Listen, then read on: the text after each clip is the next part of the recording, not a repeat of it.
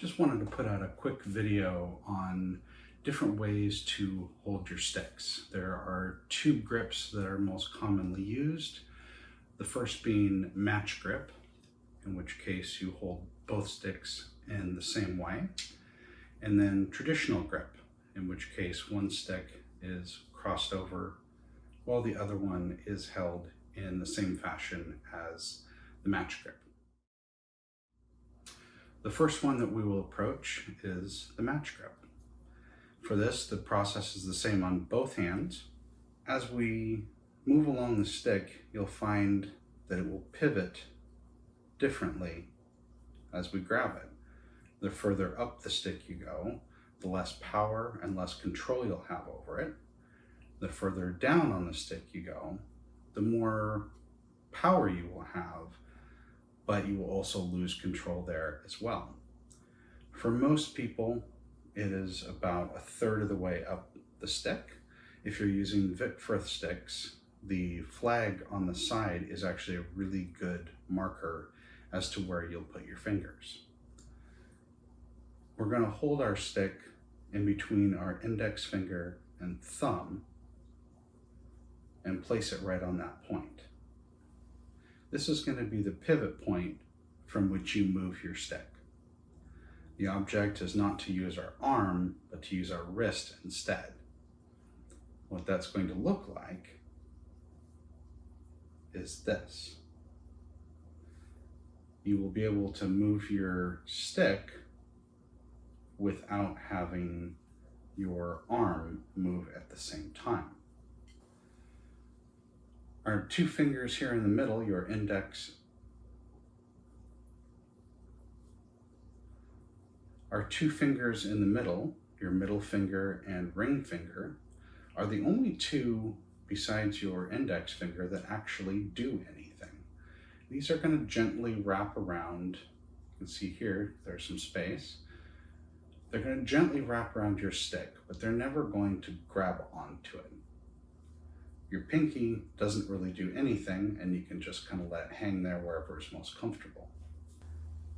When it comes to determining how much pressure or lack of pressure to put on it, it's going to depend on your situation. If you're wanting bigger strokes, you're going to keep those fingers fairly far out, but enough to still give you some control.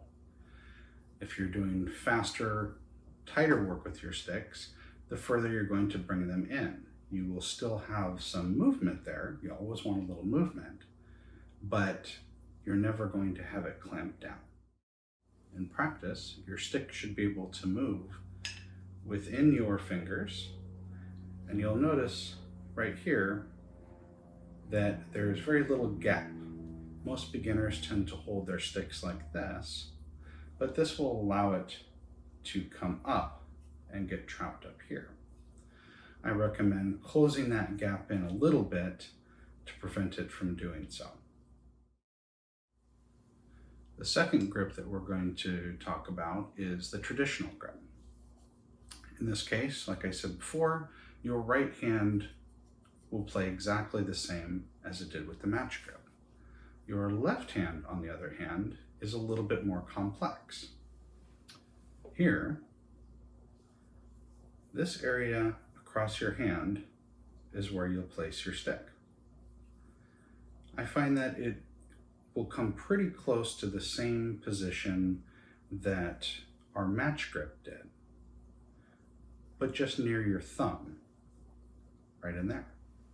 Your ring finger and pinky will just gently fold down, and your stick will come right across there. On this hand, your middle finger, like your pinky on match grip, won't really do anything. Your index finger, on the other hand, will play the same role as these fingers did on your right hand. That is to determine how much that stick moves. If you want big stick movement, you'll keep it in the outward position. If you want to limit the amount that it moves, you'll move it closer in. again, without clamping down. Changing the pressure on your thumb into the stick will help a lot with control as well. You'll notice that both of my fingers here are not clamped into my hand very tightly, but just hang loosely but comfortably out of the way.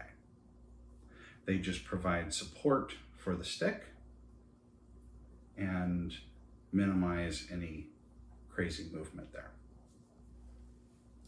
Just like with the match grip on our right or left hand, with this hand, we're also going to be using just our wrist. But instead of an up and down motion, we're actually going to be turning it side to side. This is very much like if you're opening a doorknob. It's the same movement. That's all for this tutorial, and we will see you all next time.